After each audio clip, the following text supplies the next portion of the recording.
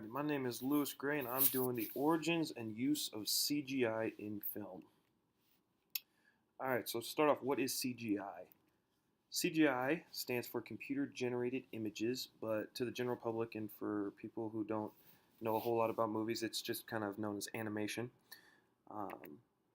CGI is popular in the movie, TV, and video game industries. As well as there are a lot of short film competitions that involve animation and CGI every year. And there are two different kinds of CGI, 3D and 2D, and I will talk about the differences in that. Alright, so 2D versus 3D. 2D CGI was first used in the 1973 film Westworld. This film was about a group of tourists could go to essentially an amusement park full of a bunch of robots and pretend to be in the Wild West. Dress up as gunslingers and kind of have fun, enjoy what it'd be like, and it was mostly for a male attraction to be able to relive the Old West days. Some of the examples of 2D animation or 2D CGI are like the cartoons that we used to watch when we were kids, like Tom and Jerry and Looney Tunes. Those are generally drawn and then animated in a studio, and it's kind of those style cartoons that we used to watch, as well as some films like Home on the Range that you see in that bottom left corner.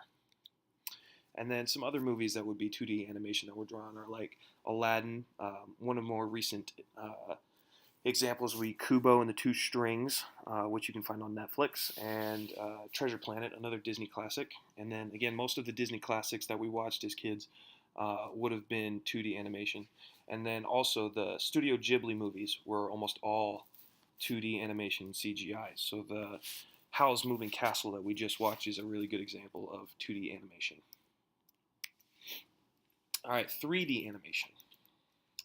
3D animation, or CGI, was first used in 1976 in the sequel of Westworld to Future World. And this one had a similar plot. It didn't really do as well as the other movie. The first movie, Westworld, grossed around $10 million, while the Future World only grossed around $4.2 million. So it was not as popular, and it didn't do quite as well. It didn't get as good reviews. The first 3D animated film that was entirely animated and used CGI was Toy Story. And that film, again, was the very first film to use only 3D animation in its entirety. Other examples include How to Train Your Dragon, Cars, Despicable Me. Moana would be an example of 3D. And then other classics like Shrek would also be considered 3D animation.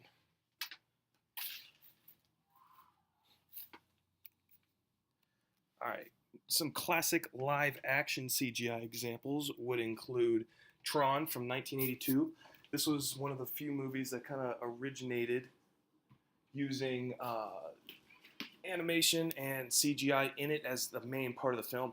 For instance, the Tron bike riding scenes and that kind of thing. The Star Wars movies, the prequels especially. The first three movies didn't really have the technology in order to be able to use CGI, so it was definitely more the prequels. Episodes, technically, they're 4, 5, and 6, but for the sake of chronology, they are 1, 2, and 3. And again, those movies were back in 99, 2002, and 2005. The Terminator series. Alright, so the Terminator series was actually heavily influenced by the Westworld in 1973. That guy gave the creators the idea for the kind of killer robots kind of idea and the droids. And the first movie that they made didn't have the capability to use the CGI, so only the second movie through the fifth movie, which the fifth movie came out in 2015, and there's supposed to be another movie, the sixth movie's coming out this year in 2019, have been able to use CGI.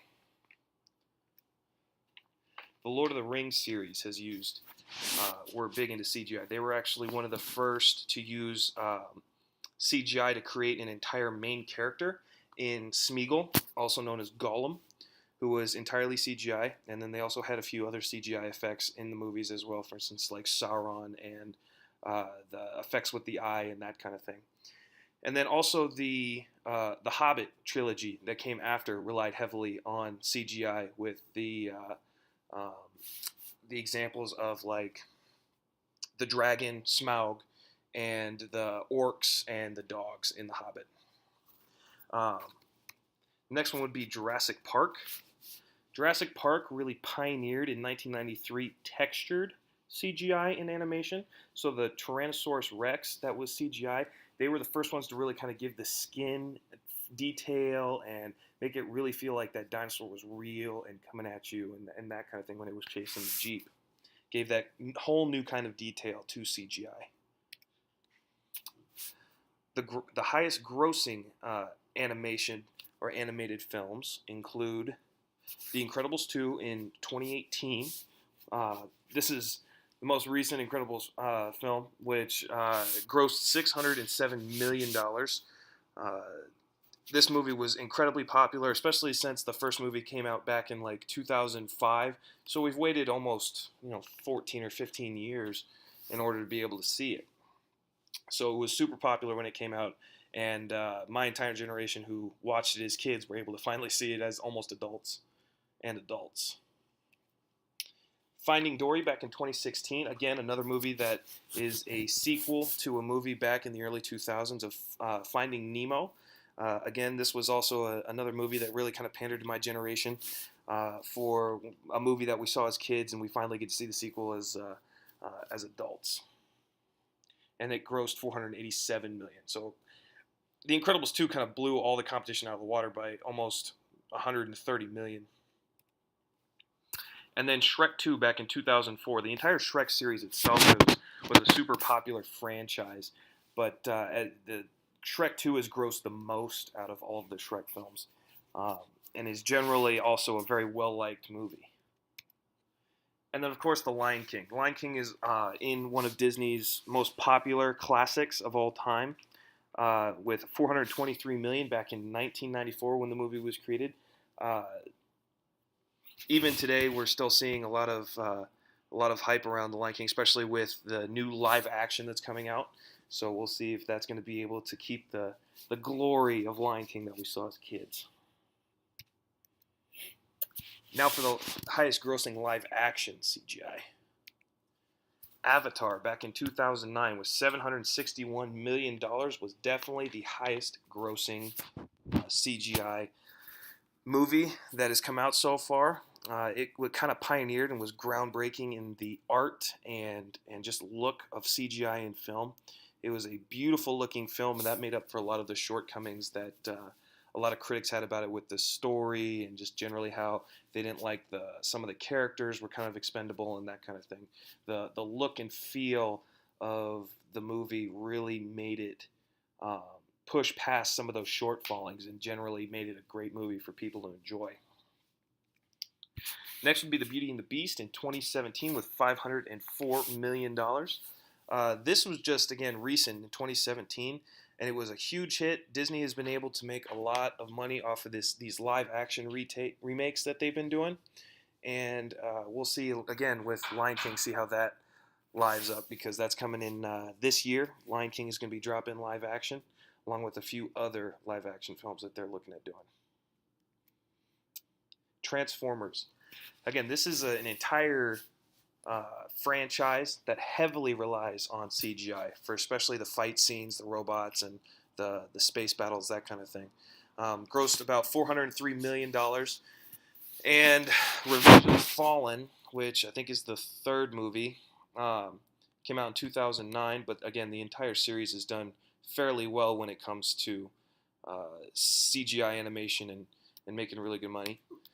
And then another franchise that we all love is the Marvel franchise, is the Guardians of the Galaxy movie. Grossed $390 million. This was also a heavily relied on CGI movie with characters like Groot and the Raccoon, along with Nebula and some of the other space flights and the spaceships that they have. It's all heavily relied on in CGI. All right, the highest grossing franchises in CGI. Again, like I just said, the highest grossing franchise is definitely Marvel. Marvel, over its entire existence, from the first um, Iron Man movie all the way up into the last movie with Captain Marvel, has grossed $18 billion.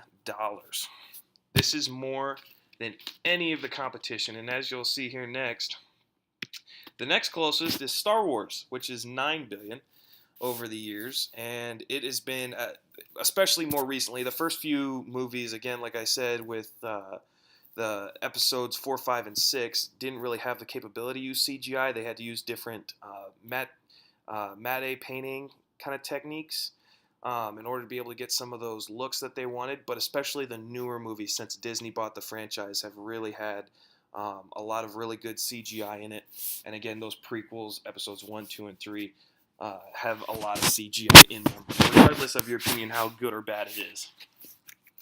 And then the Harry Potter series. Harry Potter grossed $9 billion as well, but again, like I said, they can't even touch Marvel, making more than both of them combined. Alright, so CGI is not only for action scenes and that kind of thing. CGI is also used when trying to recreate characters of actors who were either unavailable for the role that they needed to play or have passed away. So some really notable actors that weren't able to be in the newer movies were, for instance, in Star Wars, Peter Cushing as Tarkin. He played Tarkin in the first 3 episodes. Especially you see him more in 5 and 6, episode 5 and 6. And he passed away, and they wanted to be able to use him in Star Wars Rogue One, if I remember correct. And again, he passed away, so they were able to CGI and recreate him and use some of the voice clips from previous movies in order to give him that voice that he uses in the movie. Another Star Wars actor, Ian McDiarmid, he plays Emperor Palpatine, and he appears for the first time in the Emperor as a character appears for the first time in The Empire Strikes Back, but it's not played by Ian McDiarmid at that time. He doesn't play the Emperor until Return of the Jedi. So what they did was, in order to be able to make the Emperor look consistent, is they had a stand-in double with prosthetics, and then they CGI'd over top of that to give it the Emperor Palpatine look. And that was one of the ways that they used CGI in order to be able to have that kind of cameo of the Emperor. Next one would be the Fast and Furious series with Paul Walker. Obviously, we remember how it was a really big deal that Paul Walker died in that car accident before he was able to finish that Fast and Furious movie. And they, for the last part of the movie, used CGI to give us that really kind of emotional tribute that they had in him separating and driving off into the sunset. And that's how they were able to kind of keep him into the movie and give him one final hurrah and send-off. And then another notable actor would definitely be Marlon Brando. Marlon Brando played Superman's father, Jor-El, in the first Superman movie, but passed away before they were able to bring him into the Superman Returns movie. So the director wanted to be able to keep him as the father of Superman, used existing clips and audio so that he could CGI Marlon Brando as Jor-El back into the Superman Returns movie and keep him as part of the cast, and they didn't want to really have to change that up because he was such a great actor. So in conclusion, movies are definitely heavily relying more and more on CGI and animation.